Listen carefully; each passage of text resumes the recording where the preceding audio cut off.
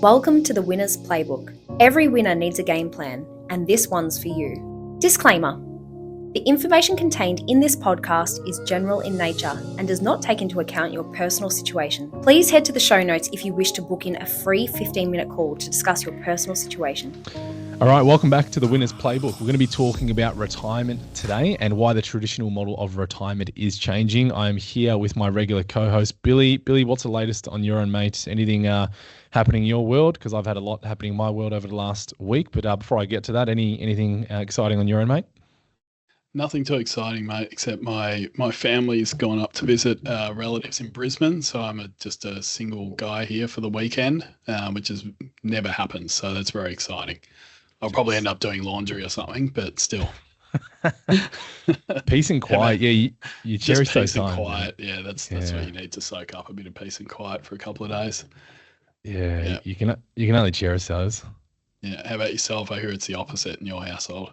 Yeah, no, I went. I was at a conference earlier in the week up in Byron Bay, so unlucky me. But I was up in Byron Bay for a few days and came back. Wife and Leon were all good at that point in time, but then overnight, the wife came down with some really hard gastro for a good sort of 24 hours. So I had to actually step up a fair bit than I'm used to and help out Leon's because Lana, my wife, was pretty much bedbound for a whole day. And so I was in charge of, I'm not really doing the feeding, but taking him away, putting him to sleep, bringing him back to basically feed. And then it got to a point, I'm like, I need some reinforcements here. So I called the in-laws. Nice. I called my mother-in-law, and unfortunately she was off work that day. And I'm like, look, I got to get some work done. I need some reinforcements here. So she came over and gave me a chop out for the day, which was really good. And unfortunately, I think a lot of times the gastro doesn't last a great deal of time. So in the middle of the afternoon, it was, I think, a bit over 24 hours, and Alana sort of bounced back. And I actually made my way into the office today because I hadn't been in the office for all of the week, so I was getting a bit itchy. So I thought I'd come in on the day, which is Friday, to get in there because I'd missed the office after being away for a week. But don't want to talk about gastro or what's going on in my life. We're going to be talking about retirement because I reckon there's a lot of misconceptions out there around retirement in Australia, and particularly around when can you retire. Is there a legal retirement age? Is that dictated by Centrelink and what the government allows me to do? Or can I retire whenever I want? Which, put simply, we're going to unpack it. But ultimately, you can retire whenever you want in Australia. So I think that's where we're going to start. And traditional retirement, Billy, what about that? Do you see clients... Is there a traditional retirement age, and when can I retire? What do you tell clients when they hit you with those questions? When can I retire? What's the retirement age? Yeah, traditional retirement is work full time. The old school way is work for one company, right, for years and years and years and years, and you keep working full time until you're eligible for the government age pension, which used to be 65 years old. Now it's 67. Then you hit that birthday, you put in your resignation notice, you get on the government pension, and off you go. That was the traditional model, and a lot of people still do that, especially if they're doing manual labor, tough sort of work where your body gets older and it gets harder, and you just think, as soon as I can get that government pension, I'm out. That still happens, but it's far less common than it used to be, and it's changing. Yeah. And what about the differences between, I did a video the other week on age 60, 65 and 67, because I do see some people sometimes get a little bit confused around those ages because superannuation comes in the mix there. And I think people do get confused around, you hear of an allocated pension or an account-based pension. And then you hear the age pension. What are they? Are they all the same thing? One's coming from super, one's from the government. Can you try and differentiate those a little bit, Billy, and some of those ages and why they are actually relevant, where sometimes people do get confused around retirement? Yeah, so superannuation is what's changed things a lot in Australia. Super's only been around since, the early 90s, I think, compulsory super. Yep. And so you've got people retiring now who have been contributing into their super fund for decades. And so in some cases, they've built up pretty big balances. And that means they're not so much reliant on that government pension anymore. So superannuation is accessible from 60 years old. Yep. So these days, it's increasingly common to retire a lot sooner than that, 67, you get the government pension. It's common now to retire earlier if you can afford to do that. Yep. So we're seeing a lot of different different situations play out, like full retirement at 60, or semi-retirement where you work part-time. You hit 67, you may or may not get some government pension depending on your situation. So to put it succinctly, you can access super at 60. You can be potentially eligible for a pension from the government at 67. And I think I've had so many conversations as of late, and I don't know why, around this weird fascination around getting an age pension.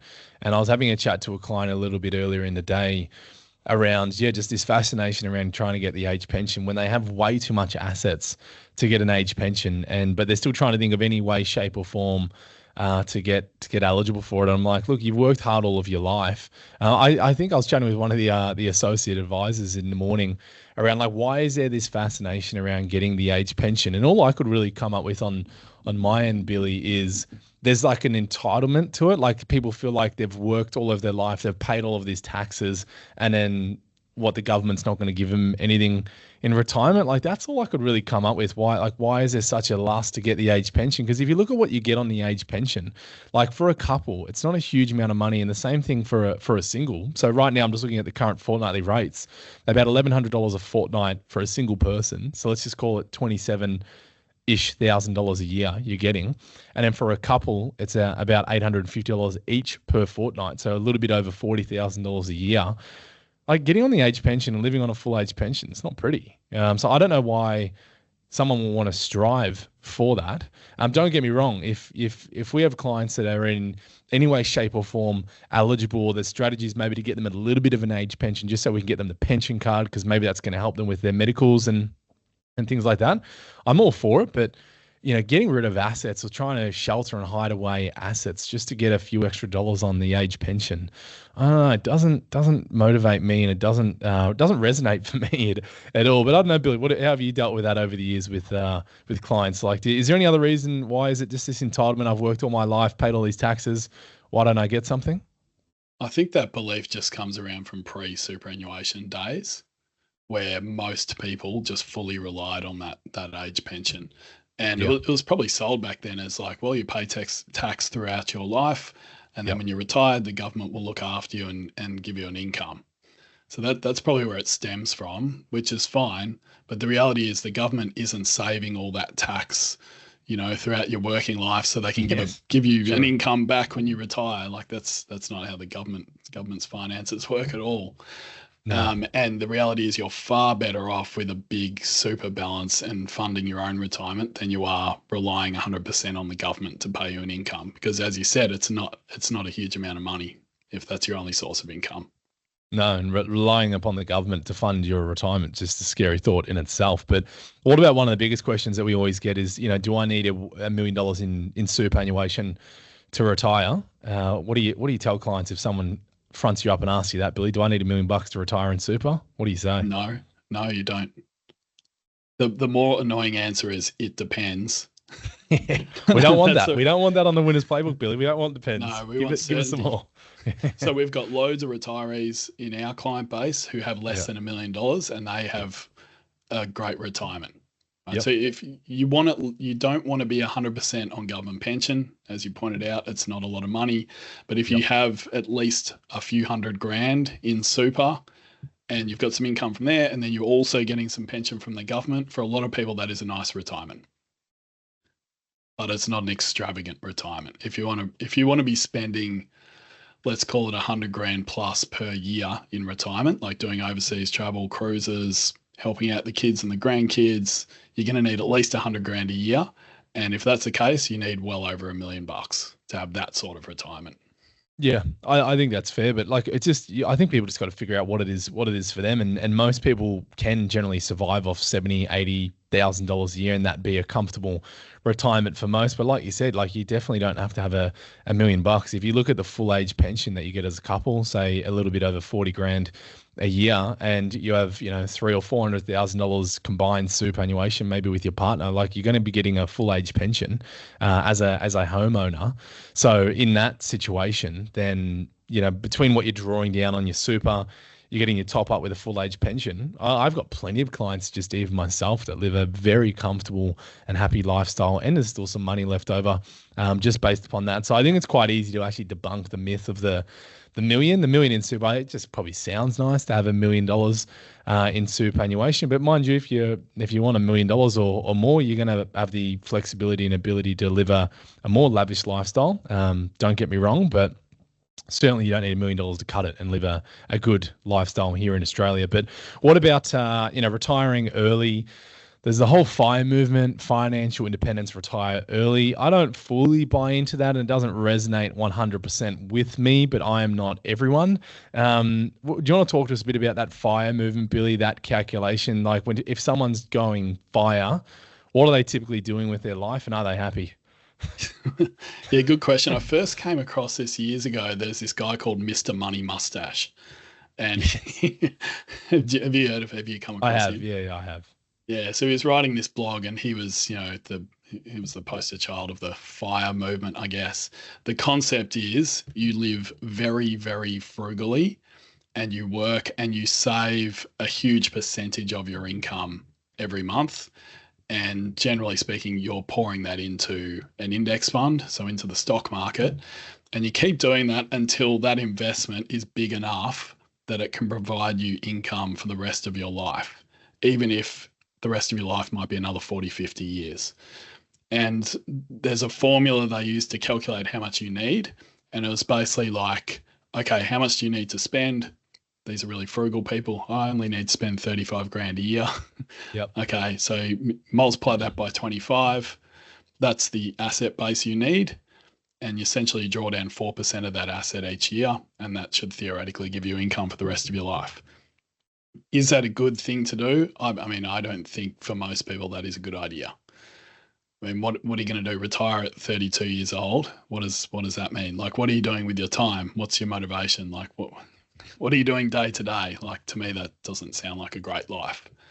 That's the idea. And I think a lot of people who've done it have probably realized, well, no, I actually want to achieve something here. And they've probably gone back to work or done something else anyway. Yeah, no, I can, living frugally and squirreling away all of your money in, say, maybe your earlier years when you still want to get out there and have some fun. Like, it doesn't sound like a good formula to me. And I get it. You don't want to say if you're in your 20s, the prospects of working through to 60 or 65 is probably pretty scary. But that is the reality for most people. But I haven't actually met anyone, I think, that fires and does it successfully, or actually is living truly the FIRE movement. Maybe that's reflective of me and the people I maybe hang around with, which I don't actually have many friends, I would say.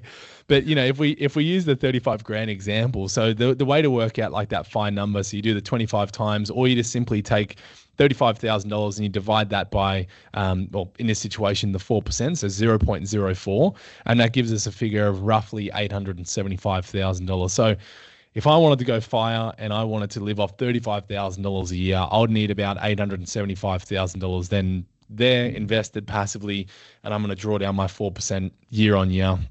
And you need somewhere to live. That's the only thing.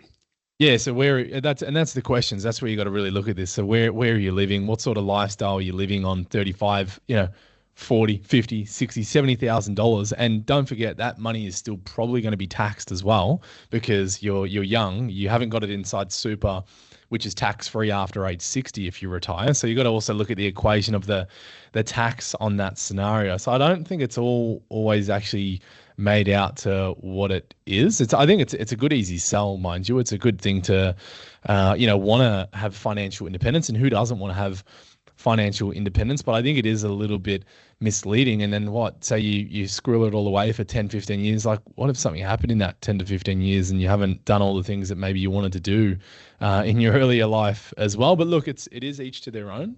So no judgment. There's never any judgment here on the Winners Playbook. That's not us. But I think that's a part of you just got to really figure out what it is for you. And if it is in fact, if a client came to me and said, Josh, I want to FIRE, I want to figure out as quickly as I can live off, say, $50,000 or $60,000 passive, I'm going to help them do it. Like, if that's genuinely what they want to do and that's their goals and their objectives, I'm going to help them ultimately do it. I'm going to make sure they're aware of the sacrifices that are going to have to be made, and you're going to have to really restrict your cash flow and your lifestyle. And and all the other bits and pieces. But if you want to find an avenue to be able to do that, a good financial advisor, they're going to help you do that. So I don't have an issue from that perspective, but as long as you're real and you understand the trade-offs, we obviously talk a lot about trade-offs on the podcast, Billy. It's a fair trade-off. If you're going to go fire at an earlier age and do that in your 20s and 30s, like, you're probably forgoing a bit of lifestyle, wouldn't you think? Yeah, I agree. I like the idea. Like, there's some good lessons from that system, though, like the 4% rule. Like, if we're talking to someone who, let's say they're in their 50s or 60s and they want to retire, they don't know how much they need, I'll often use 4% or 5% as a guide, all right? How much capital you need to be able to have, or how much income you're going to be able to generate given a certain super balance. Yep. So that's a good general guideline to use in some situations. But yeah, the extreme frugal lifestyle, that's certainly not for most people, I think. No, I agree. Well, what about, younger generations? Like, there's the whole thing around, the early retirement these days. And I won't lie, I work with a lot of clients in their 30s and 40s who don't like the prospects of working through to 60. But mind you, they also don't say they're never going to stop working, but they do want to have some more flexibility and freedom, say, in their 50s, which I think is probably there's going to be a bit of a wave of that coming forwards, particularly for a lot of clients getting advice earlier on. The earlier you get started, the earlier off you're probably going to be. But for younger generations planning out for retirement, like, what vehicles should they have, or what should they be investing in? Because if you want early retirement, superannuation actually is not going to cut it, because it's not accessible to age 60. So if you come across, I'm a couple in my 30s, Billy, and I want to, have some freedom in my 50s, where are you probably going to be pointing me in terms of where my money should be going, and what am I going to be investing in based upon that? Yeah, so there's a few key things. I mean, firstly, you need to be living within your means. Like, you need surplus income. Like, you earn X amount, you spend X amount, and there needs to be something left over, because that's the main thing we're going to use to pump that into assets and build up your asset base, which will then generate passive income in the future. So the first thing is cash flow. Like, how are we going to invest? What are we going to be investing? And do you have how much capacity do you have to be adding money into that each month or each year? So that's the first thing. Then it's about, okay, what are we investing in? As you said, super is really good, but it's locked up till 60, so that can't be the only avenue we're going to use. So you've got two main asset classes: shares and property. The stock market is great. We all like the stock market, but it's slow. It's slow going, right? If you're starting from, like, if you don't have a huge amount of money to begin with, it's very slow going, because you're just adding money into the share market a little bit at a time. Mm-hmm. Property can get you there faster, because you're using the bank's money and you've got some tax benefits like negative gearing, etc. So it's usually a combination of, the share market, property, also paying attention to super, because that's going to kick in later down the track. And then if you want to get there even faster again, that's probably some form of business ownership or equity in a business. Yeah. And, using some leverage, like you said. But yeah, predominantly it's the business, property or share market. Like, it's not actually overly complicated. Maybe you throw in cryptocurrencies and things like that in there. I don't know. But for some people, I'm sure that might be some of their flavor. But I was actually just playing around with the calculator as you were speaking there, Billy. So say, I'm the average, maybe I'm, 25 years of age, or let's say 30 years of age. And then I want to have some financial freedom in my 50s, because like you said, at age 60, my super can be accessible. So I don't necessarily need to have everything sorted by then, because by 60, my superannuation can kick into gear. But I just fired into a calculator. So anyone can do this themselves. Go on the Money Smart compound interest calculator. And I've done $2,000 a month over a 25-year period at an assumed rate of return of 8%. And 8% would be fair based upon a high growth type portfolio over that period of time. It could be more than that, but I've just gone off an 8% rate of return. So if I'm doing $2,000 a month over that period of time, estimated to be approximately $1.9 million in 25 years. So if I'm 30 now, or say I'm 25, either by 50 or 55, accruing $1.9 million for the mass majority of people, that's going to allow you to have some financial freedom. And at that point in time, well, that's going to be generating passive income. So you're going to be getting passive income on that investment portfolio. So I should just be clear in terms of that is investing into an investment portfolio of a mix of, some shares or managed funds, exchange traded funds, whatever it may be. So you are invested into the share markets. And then, at that point in time, you can either start living off that passive income, or you might start even drawing down on that portfolio. So you might actually start selling down on that portfolio because you go part-time, and then you work out, well, between 50 and 60 years of age, I want $100,000 income per year. Maybe you're going to be working, still earning 50 or 60 grand, and you only need another sort of 40 or 50 to get you to your number. So it can be as easy, it can certainly be as easy as that. And then if you also throw on, well, maybe over that period of time, you might buy an investment property or two, maybe. And over that time, naturally, if you just took out a 30-year loan, well, in 25 years, you've nearly paid it off, even if you're just paying the minimum repayments. So when you start putting all of these things together, obviously the earlier you start, the better off you're going to be. But you start doing that and you give yourself a 20, 30-year time horizon and you just stick to the basics. It's hard to go wrong. It really is. You're like, if you can just consistently stick to it, well, that's probably the hardest part, is being consistent and sticking to it when it is longer term and there is a little bit of delayed gratification and we all want it all now. That's probably the hardest part of it, because really the money equation and just, investing and getting some property and things like that, like, I don't think it's actually overly complicated. Would you think, or would you agree, Billy? I agree. It's just the mindset and the habit. It's just, I'm going to accumulate assets over time while I'm working. And well, it probably goes always into buying, and avoiding selling. Yeah, and it also goes buying into stocks, buying a property, just buying for all through your working life, and then you get to a point where you can then reap the benefits of that. And not falling into lifestyle creep, which is what we spoke about on the other podcast. Yes. Is that's probably the biggest inhibitor of you doing that, is all of that shiny object syndrome. Oh, my friend's got the new house, like, well, we should now upgrade, or cars, schools, whatever it may be. There's clearly, I've made that probably sound way easier than it is. There's obviously a lot of nice, alluring traps along the way that you have to navigate and not fall into, and not let your emotions kind of take over. So it definitely is achievable, but you just a lot of distractions along the journey. And hey, that's maybe why some people do get a financial advisor on their team, that's someone who can actually help sort of steer them through some of those ups and downs ultimately in life. But what about semi-retirement, Billy? Like, we talk to a lot of clients, and it's not always about getting to a certain age and going, well, I'm never going to work again. I've been talking to a lot of clients as of late around, how about we ease into it? We start transitioning. It's not a hard stop. What are you talking to with clients there, Billy? What have you seen as of late, and why is that semi-retirement maybe sometimes a better option rather than just a hard stop?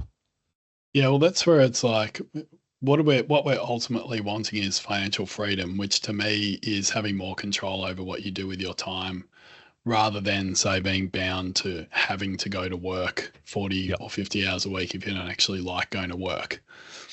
So there's a couple of things there. One is, can you make some changes so that you like going to work or don't mind it? Because the last thing you want to do is be, say, 30 years old and you're just thinking, I hate working, I can't wait to retire. Then you're going to spend like 20, 30 years just waiting to retire. Like, that's not a good outlook. So part of it is finding some work you don't mind doing. And then your retirement or semi-retirement might be, well, I like working, I just don't want to do it 5 days a week anymore. And because I've built up some assets, I don't have to. So I'll work 2 or 3 days a week, or I'll work for 9 months of the year and take 3 months off. So like easing into an eventual full retirement. And if you do it that way, you don't need a $1.5 million asset base, because you've still got some employment income coming in. Mm-hmm. And I think, like, lifestyle-wise, that's probably a good way to do it too, because we've all heard stories of people working full-time. I can't wait to retire. They fully retire, and it's not what they thought it would be in their mind, and they don't actually enjoy it, or they don't have a good experience. So doing that semi-retirement is becoming more and more common. So it's just easing out of the workforce over time.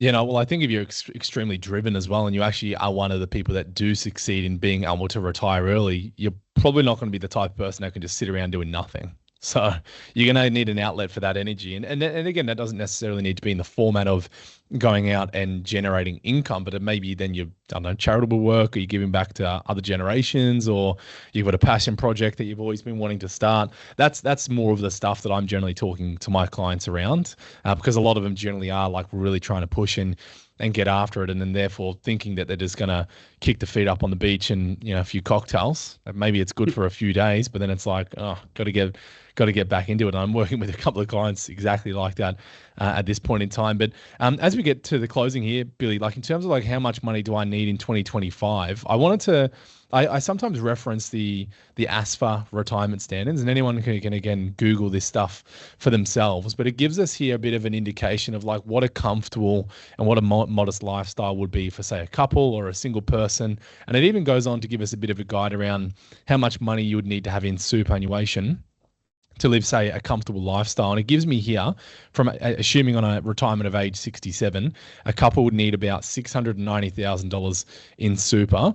And in terms of what comfortable lifestyle they'd be generating is approximately $73,000 a year. So that I don't think is too overly not accurate. Like I think that's quite good in terms of a guide, and as a modest lifestyle, it gives a couple here at $47,000 a year. I don't know any couples that could probably live off $47,000 a year. That's basically living off the age pension. It's not. That'd be pretty tight. But yeah, how do you feel about those numbers, Billy? The $73,000 a year in terms of lifestyle, 690 odd thousand or so in superannuation balance. What are your thoughts there? Yeah, well, probably also important to say that's assuming you have a house with no home loan. Good point. Yep. Good point. Because if you got a young family or something, you're thinking 70 grand a year, like that'd barely cover. Like take mortgage payments out. Yeah. So that's like no little kids, no debt.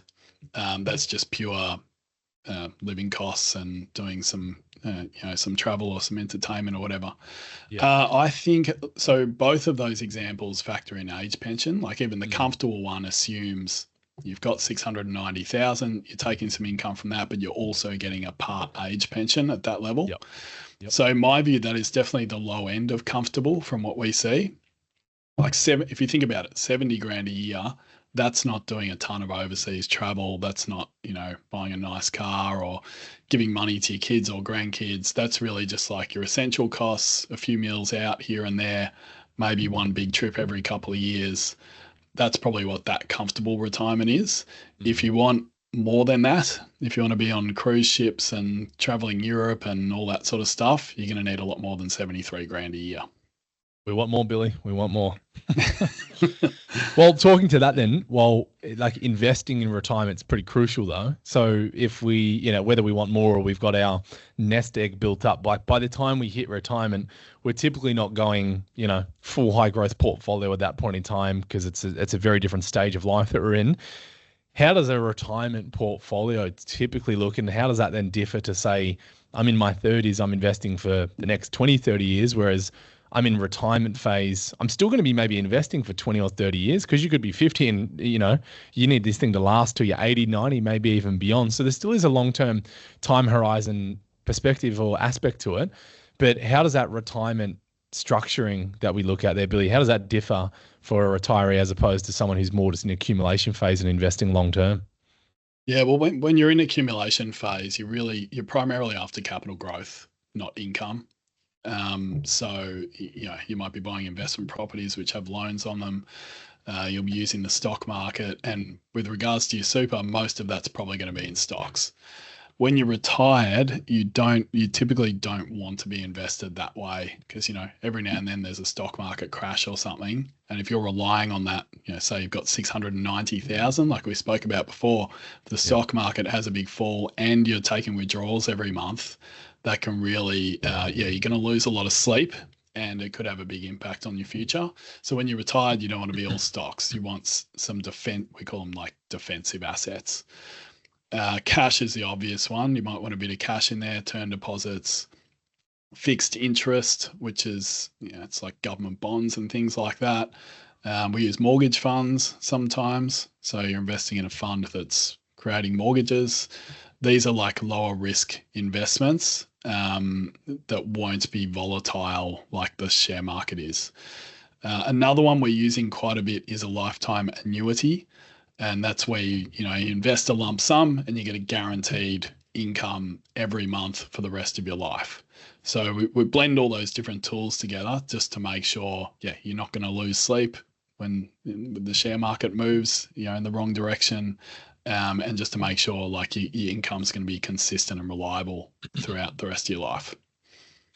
Yeah, I think it's important to not, in retirement as well, like we don't go ultra defensive either. Like there still actually is a need to hold some level of growth exposure in the portfolio to the shares and property type funds. But yeah, you might be going from your 100% growth portfolio down to maybe a 50 or a 60, 65 percent sort of blend. So you still actually generally, for clients that I work with, I still generally have them, maybe slightly more exposed to growth assets, but then there is still a big chunk of money in that defensive pool so that when the ultimate, the markets do correct, because they will happen every now and then, you're not worried about what's happening with your growth bucket. You've got your defensive bucket over here, which is at least covering you for multiple years of drawdowns, so that, you give time for that growth bucket to come back up and you're never actually selling down. Because ultimately, you haven't lost any money until you sell. So even when the market's correct and you see all these news headlines like the market's crashing, unless you sell your investments, you haven't physically lost $1.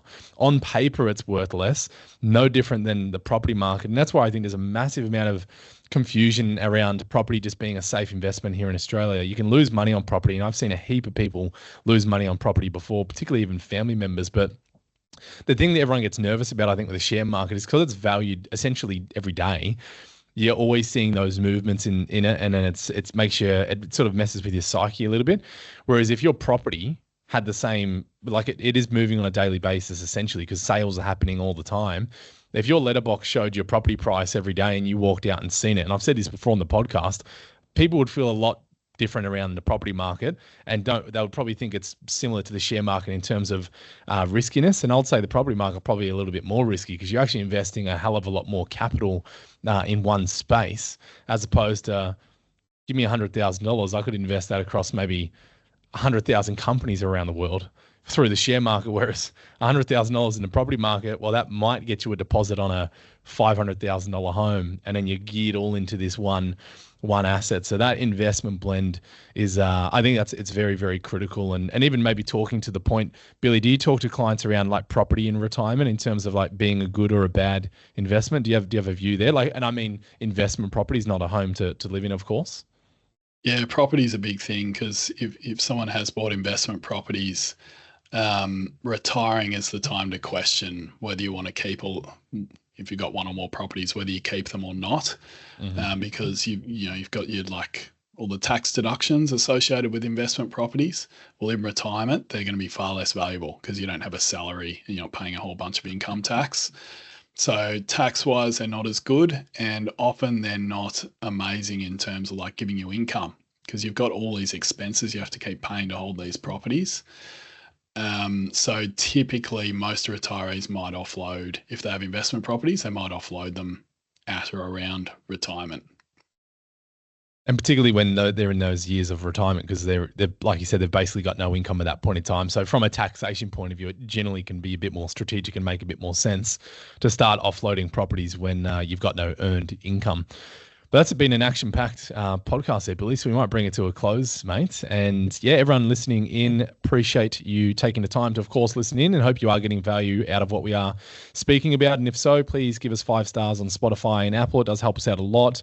You can follow us along on all of the social media channels. We do have a weekly newsletter out that goes every single week that you can subscribe to. And then if you ever do want to talk to any financial advisor around your personal situation, you can jump on the website and you can take a pick, and you can come through to either Billy or myself, or even any of the other advisors that are here at Link Wealth Group. But until next time, Billy, I'll see you then, mate, and thanks for that.